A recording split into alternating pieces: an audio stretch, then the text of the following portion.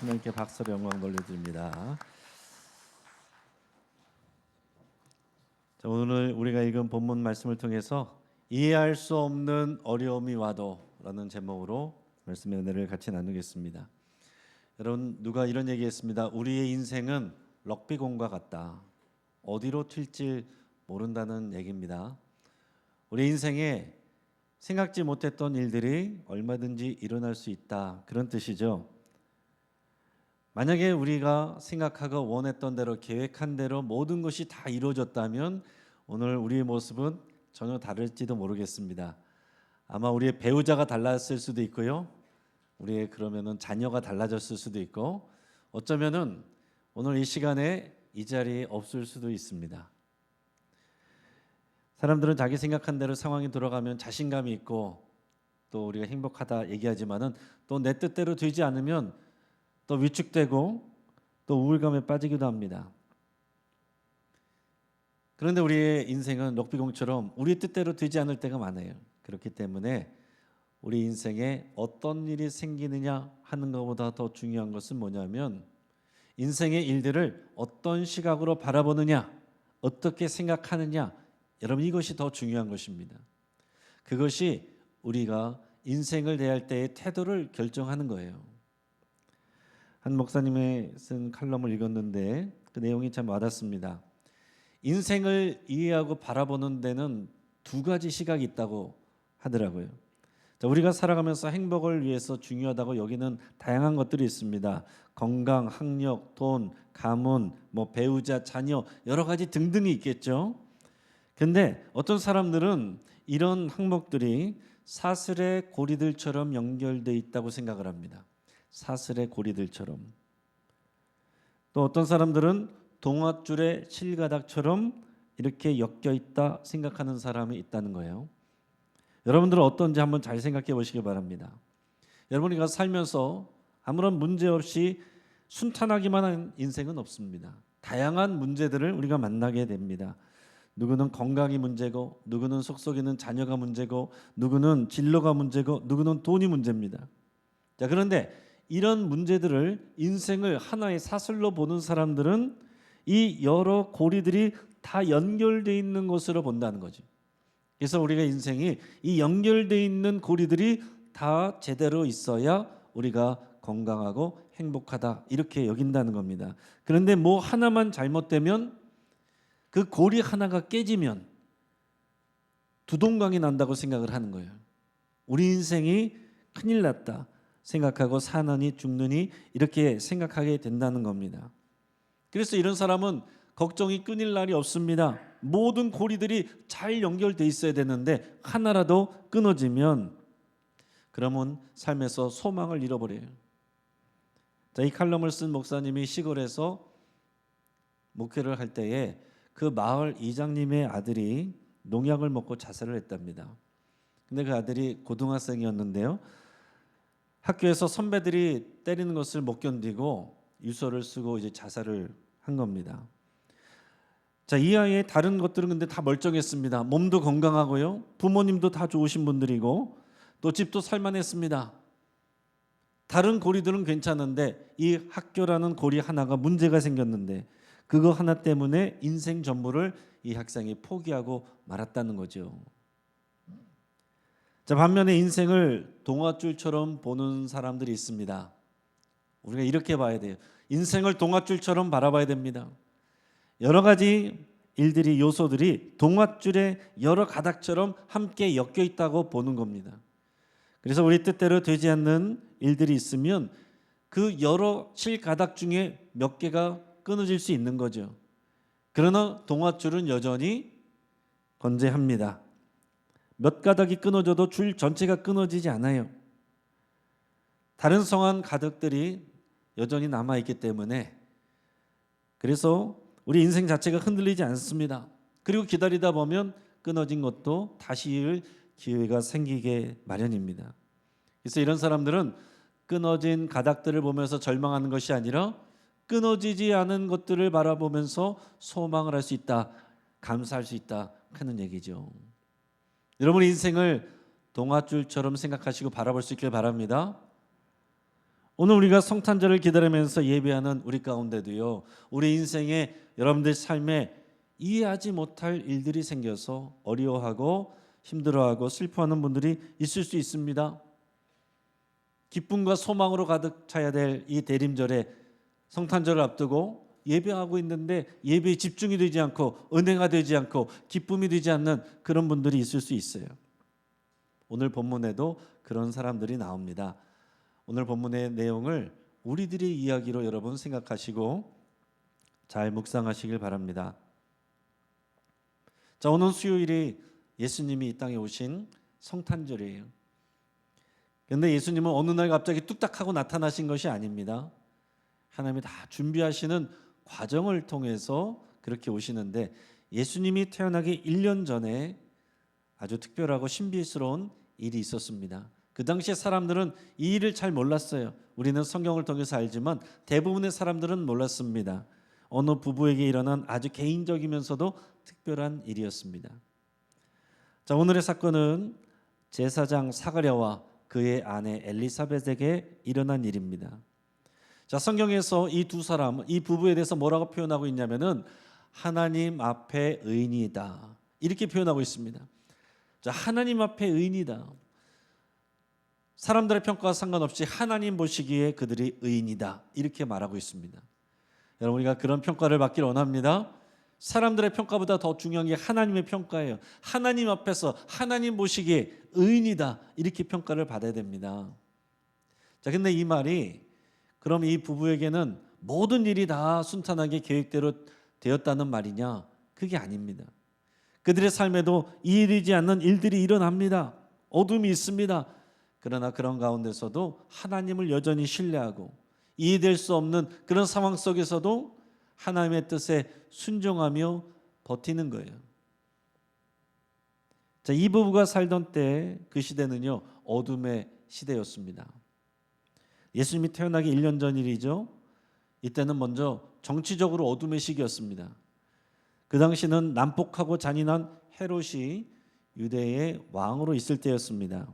성경에 헤롯이라는 인물이 많이 나오는데 그 중에서 제일 유명한 헤롯 대왕이에요. 그가 다스릴 때입니다. 이 헤롯 대왕은요, 원래 유대인이 아닙니다. 이두메 출신이에요. 이두메는 어디냐면은 에돔 족속입니다. 그 당시에는 이제 나라가 없어졌어요. 이 유대에 흡수된 사람들인데, 이두메 사람들, 이 에돔 족속은 역사적으로 이스라엘을 많이 괴롭혔습니다. 그래서 사이가 좋지 않아요. 유대인들도 이두메인들도 서로를 싫어합니다. 그런데 어떻게 이두메 사람이 유대인들의 왕이 될 수가 있습니까? 정통성이 없죠. 근데 이 헤롯이라는 사람이 로마 황제에게 뇌물을 바치고 아부하고 아첨을 하는 이런 정치력으로 유대인의 왕이 됐어요.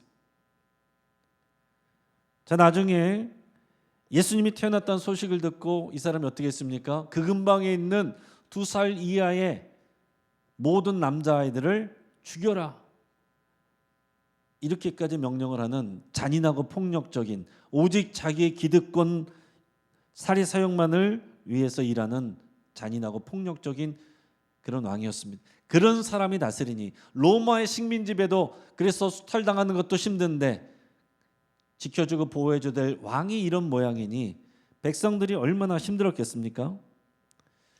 자, 또 그 당시는 종교적으로도 어둠의 시대였습니다. 헤롯이 왕이 되고서 처음 한 일이 뭐였냐면은 대제사장을 자기가 뽑는 일이었어요. 대제사장을 자기가 선출해버려요.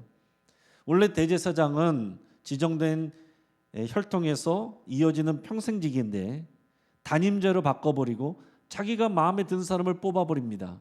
그러니까 어떻게 됩니까? 제사장들도 대제사장이 되려고 헤롯에게 아부하고 뇌물을 바치고 그런 사람들만 또 대제사장으로 뽑는 거예요. 그러니 그 밑에 있는 다른 제사장들도 그 가운데 믿음으로 감당하는 사람들도 있지만은 이것을 직업처럼 여기고 하나님의 소명보다는 자기의 야망으로 바라보고 그 일을 감당하는 그런 사람들이 있게 되는 겁니다. 하나님의 사명보다는 이 성전에서 나오는 재정과 기득권에 관심을 갖는 제사장들도 많아졌던 거죠. 그러다 보니까 종교적으로도 어둡습니다. 대제사장들, 많은 제사장들이 하나님의 말씀을 제대로 듣지 않고 하나님의 말씀하실 수가 없어요. 그래서 무명의 이 사가랴라고 하는 일개 제사장에게 하나님이 말씀하시는 사건이 일어나게 되는 겁니다. 자, 그리고 이 사가랴와 엘리사벳에게도 개인적인 어려움들이 있습니다. 그들에게는요, 아들이 없었어요. 자녀가 없었습니다. 자, 지금은 뭐 그럴 수 있어요. 지금은 뭐 그게 큰 어려움이 아닐 수도 있고 또 얼마든지 잘 살 수도 있습니다. 일부러 안 낳는 가정도 있습니다. 그러나 이 고대 근동 시대에서 자녀가 없다는 것은요, 굉장히 큰 문제입니다. 특히 유대인들은 자녀들은 하나님이 주시는 복이라고 또 믿고 있기 때문에 자녀가 안 생긴다, 이것은 하나님이 벌을 주시는 거라고 생각을 합니다. 하나님께 저주받았다고 생각을 합니다. 그 저주받을 만한 죄가 있다라고 보통 생각을 하는 거예요. 그러니까 이 사가랴와 엘리사벳은 어떻습니까? 제사장인데 부끄러운 거죠. 그리고 슬픈 거죠. 근데 이해가 되지는 않습니다. 그래서 매일 눈물로 슬픈 마음으로 하나님 앞에 간절히 기도했어요. 하나님, 도대체 우리 가운데 뭐가 죄가 있는 것입니까? 우리에게 죄가 있다면 하나님 가르쳐 주십시오. 제가 철저하게 회개하겠습니다. 하나님 부디 긍휼한 마음으로 우리를 바라보셔서 우리에게 사랑하는 가문을 이어갈 수 있는 자녀를 허락해 주십시오. 날마다 눈물로 슬퍼하며 기도하고 있어요. 근데 주변 사람들은 잘 이해해 주지 못합니다. 수근거립니다. 근거 없는 말로 분명히 저주받았어. 뭐가 죄가 있을 거야. 내 저 사람 그런 것 같더라. 그런 말들로 사람들이 수근수근하는데 그게 더 힘들어요. 그러나 사람들 일일이 만나면서 아니라고 해명을 할 수도 없고 그냥 눌린 마음으로, 섭섭한 마음으로, 슬픈 마음으로 있습니다. 때로는 정말 그래서 그런가 하는 생각이 들면은 죄책감이 들 때도 있는 거예요. 도대체 이 상황이 이해가 되지 않습니다. 아무리 생각해도 하나님 앞에서 크게 잘못한 일이 없는 것 같은데, 나름대로 신실하게 잘 생활하고 있는 것 같은데 왜 하나님께서 이런 일들을, 우리에게 이런 어려움들을 주시는지 이해가 되지 않습니다. 이제는 나이가 들어서 임신할 가능성이 희박해진 그런 상황까지 왔어요. 여러분, 지금 우리들도 마찬가지입니다. 지금 우리들도 또 외적으로나 내적으로나 어려움들이 있습니다. 어떤 분들은 이 나라와 정치 때문에 지금 속상하고 화가 나 있습니다. 정권이 바뀔 때마다 이게 나라냐 하면서 분노를 터뜨리는 사람들이 항상 있습니다. 정치적인 성향 때문에 입장이 바뀔 뿐이에요. 누군가는 이제 나라다운 나라가 되어가고 있다고 말할 때 또 누군가는 나라가 망해가고 있다라고 걱정하고 한탄을 합니다. 이게 어제 오늘 일이 아니죠. 지금 이 나라가 경제적으로 문화적으로 많이 발전했습니다. 하지만 여전히 정치 상황이 위험하고 흔들리고 많은 사람들이 이것으로 인해서 또 이구동성으로 힘들다고 또 분노하며 외치고 있습니다. 또 이 시대에 종교적으로 어둠이 있어요. 많은 사람들이 교회에 실망하고 또 목회자들에게, 교인들에게 실망해서 교회를 떠나갑니다. 자, 세상은 부도덕한 목회자나 그리스도인들을 또 고발하는 데 경쟁적입니다. 그래서 많은 사람들이 교회를 굉장히 이상한 것으로, 파렴치한 것으로 생각하는 경우들이 지금 많이 생겨나고 있습니다. 여러분, 또 사회적으로도 보면 그래요. 어떤 면으로 보면 우리 대한민국은 정말 어떤 나라보다도 살기 좋고 좋은 나라입니다. 많은 외국인들이 와서 보고서는 놀라고 감탄합니다. 그러나 또 어떤 면으로 보면 대한민국은 이 부유해지는 만큼 어둠의 그늘이 짙어집니다. 물질 만능주의에 물들어가고 있습니다. 강력범죄가 예전에는 특별한 악인들에 해당하는 일이었는데 이제는 이 강력범죄가 청소년, 청년, 더 나아가서는 초등학교, 우리 어린이들에게서까지 강력범죄들이 일어나고 있습니다. 더 많아지고 있어요. 학교 동급생을 집단 따돌림할 뿐만이 아니라 이루 표현하기 어려울 정도로 악랄하고 잔인한 방법으로 괴롭히는 일들이 일어나고, 폭력을 휘두를 뿐만 아니라 성폭력을 하고 그것을 영상으로 찍어서 인터넷에 올리는, 확산시키는 그런 일들도 일어나고 있습니다. 그러다가 잡히면은 장난이었다고 말하고 나는 촉법소년이라고 말하고 이런 일들이 많아지고 있어요. 마약 문제도 이제 남의 나라 일이 아닙니다. 연예인들을 지나서 청년, 청소년층을 파고들고 있고 일반인들에게도 주부들에게도 이 마약 문제까지 또 유통되고 있다는 뉴스들이 있습니다. 학교에서는 교권이 땅에 떨어졌다고 얘기합니다. 또 젊은 세대와 어른 세대가 서로를 존중하고 아끼는 것이 아니라 서로를 혐오하고 경멸하는 갈등하는 분위기로 또 만들어져 가고 있습니다. 게다가 북한은 어떻습니까? 여전히 미사일을 쏘아대고 우리 머리 위로는 오물풍선이 날아다니고 핵무기로 북한은 대한민국과 세계를 위협하고 있어요. 자, 우리 나라와 사회의 어두운 면을 다 모아서 보면 대한민국은 정말 앞으로 희망이 보이지 않는 나라처럼 보일 수 있습니다. 여러분 그뿐이겠어요?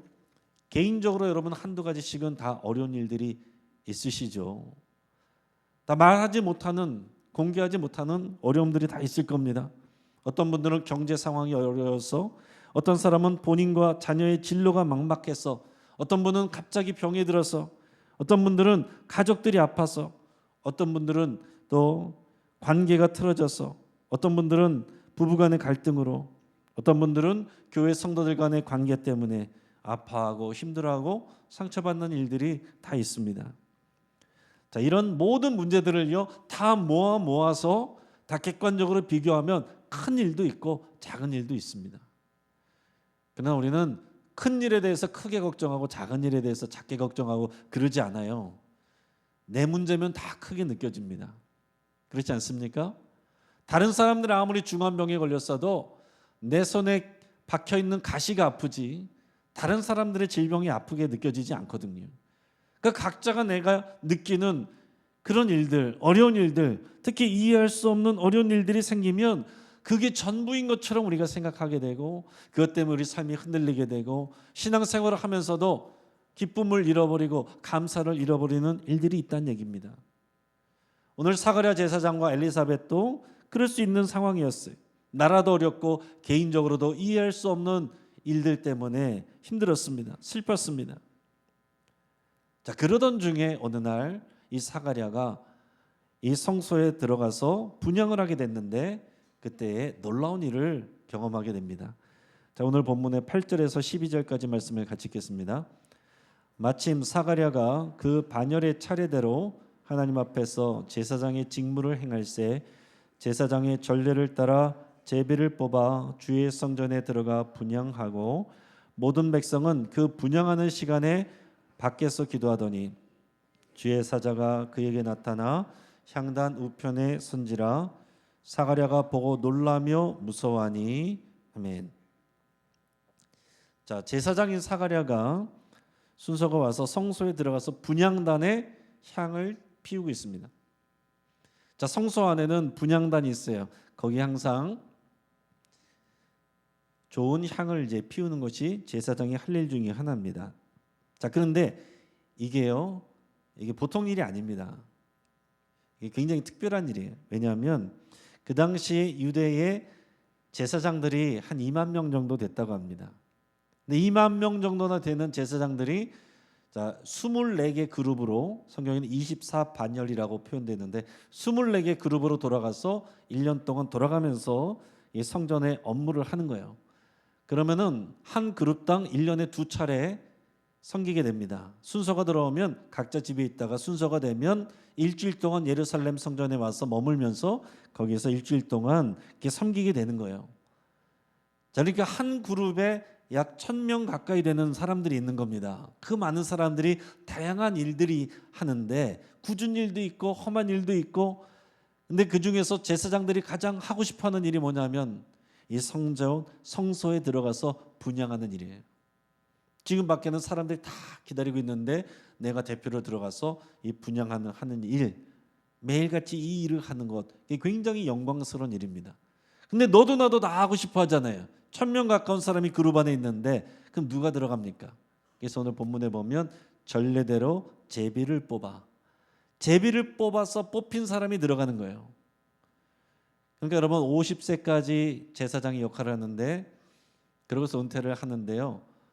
1년에 2번 기회가 있는데 그 1,000명 안에서 제비 뽑혀서 성소에 들어가서 분향할 가능성이 얼마나 되겠습니까? 아주 희박한 거예요. 그러니까 대부분의 제사장들은 은퇴할 때까지 성소에서 분향 못 해보고 그냥 허드렛 일 하다가 끝날 수도 있어요. 근데 오늘 성경에 보면 마침 제비를 뽑았는데 자기가 뽑혔습니다. 영광스러운 마음으로 성소에 들어가서 분향을 하고 있습니다.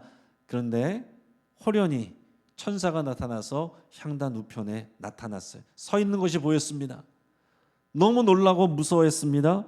두려워서 떨었어요. 이 천사는 누구냐면 하나님의 기쁜 소식을 전하는 가브리엘 천사입니다. 이 천사가 사가랴에게 놀라운 말을 해줘요. 오늘 본문의 13절에서 17절까지 말씀을 같이 읽습니다. 천사가 그에게 이르되 사가랴여 무서워하지 말라. 너의 간구함이 들린지라. 내 아내 엘리사벳이 네게 아들을 낳아주리니 그 이름을 요한이라 하라. 너도 기뻐하고 즐거워할 것이요 많은 사람도 그의 태어남을 기뻐하리니 이는 그가 주 앞에 큰 자가 되며 포도주나 독한 술을 마시지 아니하며 모태로부터 성령의 충만함을 받아 이스라엘 자손을 주 곧 그들의 하나님께로 많이 돌아오게 하겠습니다.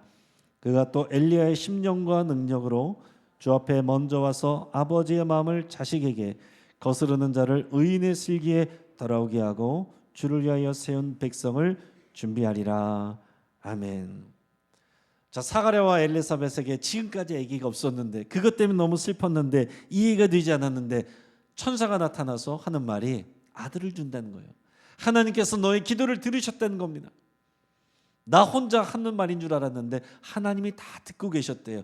그리고 응답을 주시고 아들을 주시는데 그냥 아들이 아니고 이름은 요한이라 하라고 지정해 주시고 이 아이는 주 앞에서 큰 자가 될 것이고 거룩하게 구별된 자가 될 것이고 이스라엘의 많은 사람을 하나님께로 돌아오게 하는 특별한 일을 하게 될 것이다. 이런 말을 해줬습니다. 자, 한마디로 말하면 하나님의 큰 일꾼이 되고 선지자가 될 거다. 이런 얘기예요. 자, 근데 그 마지막 했던 말이 중요합니다. 이 아이는 엘리야의 심령과 능력으로 사람들의 마음을 하나님께로 돌아오게 할 거다. 이렇게 얘기를 했습니다. 엘리야의 심령과 능력으로. 이게 그냥 나오는 말이 아닙니다. 자, 사가랴는 듣고서 바로 알았을 거예요. 하나님의 말씀을 알고 사모하는 사람들은 다 아는 얘기입니다. 그때로부터 400년을 거슬러 올라가면 구약의 말라기 선지자 때가 나옵니다.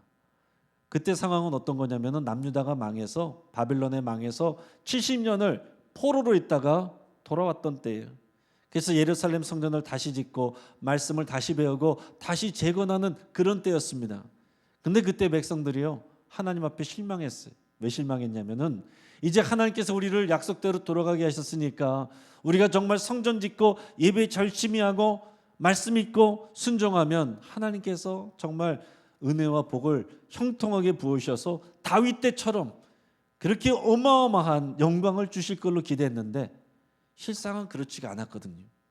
하나님이 복을 주셨는데 기대한 것만큼 그렇게 흡족하게 막 형통한 복이 경험이 되는 것 같지가 않은 거예요. 그러니까 사람들이 하나님 앞에 실망합니다.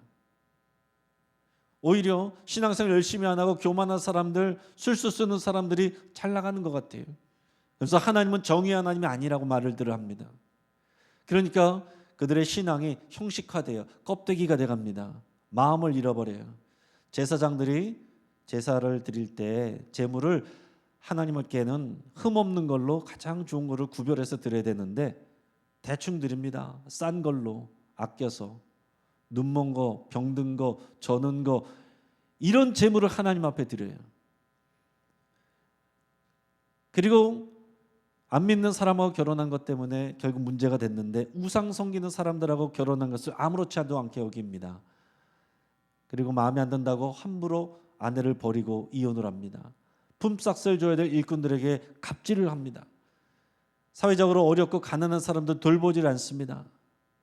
각자 자기 먹고 사는 일에만 관심을 가져요. 그럴 때 하나님께서 너무나도 아파하시면서 내가 직접 너희에게 가서 너희를 심판하리라 이렇게 말씀하셨어요. 내가 너희에게 가서 심판할 것이다. 그런데 그 전에 기회를 줄 거다. 그 기회는 내가 엘리야와 같은 선지자를 보내줄 거다. 그때의 그 회개의 메시지를 듣고 너희들이 부모나 자녀나 다 하나님께로 마음을 돌이키면 회복시켜 줄 거다. 그렇지 않으면 너희는 망하게 될 거다. 그 말씀을 주시는 거예요. 말라기서 4장 5절 6절 같이 읽어보겠습니다. 자, 시작. 보라, 여호와의 크고 두려운 날이 이르기 전에 내가 선지자 엘리야를 너에게 보내리니 그가 아버지의 마음을 자녀에게로 돌이키게 하고 자녀들의 마음을 그들의 아버지에게로 돌이키게 하리라. 돌이키지 아니하면 두렵건대 내가 와서 저주로 그 땅을 칠까 하노라 하시니라. 아멘. 자, 예수님이 오시기 전에 세례 요한이 태어나기 전에 400여 년 전에 하나님께서 말라기 선지자를 통해서 이렇게 말씀을 하셨습니다. 그리고 나서 400년 동안 침묵하셨어요. 선지자가 나타나지 않았습니다. 그러거나 말거나 웬만한 사람들은 그냥 자기 먹고 사는 일에 치중하면서 살았지만 이런 사가랴와 엘리사벳 같은 경건한 사람들은 하나님의 말씀을 믿고 기다려왔습니다. 그랬는데 천사가 나타나서 사가랴에게 말하기를 그 엘리야와의 심령과 능력으로 하나님의 일을 하여 많은 사람들이 하나님께로 돌아오게 하는 그 일을 하게 될 것이다. 그 엘리야가 지금 너에게 주는 이 아들이다. 이렇게 말씀을 주는 거예요. 여러분, 사가랴와 엘리사벳은 그렇게까지 기대한 건 아닙니다. 그냥 아이를 주십시오. 아이가 있었으면 좋겠습니다. 기도했는데 그냥 아이 하나 생기는 정도가 아니라 하나님의 구원 역사를 이루고 예수님의 탄생을 준비하는 그 엘리야와 같은 선지자를 보내주셨다. 아들로 주셨다 하는 얘기입니다. 사가랴는 처음에 이를 믿지 못했어요. 그래서 천사는 네가 믿지 못함으로 말을 못하게 된다. 그래서 아이 날 때까지 1년 동안 벙어리로 지냈습니다. 아이 태어나고서 그때부터 입이 풀렸어요. 자, 이런 특별한 일이 있고 나서 이 가브리엘 선지자가 누구를 찾아갑니까? 예수님의 어머니가 되는 마리아를 찾아가죠. 그리고 예수님이 잉태하게 될 것을 또 고지하게 됩니다. 자, 여러분, 이 어둠 속에서 하나님이 일하시는 것이 보이지 않을 때 하나님은 일하고 계셨습니다. 준비하고 계셨습니다.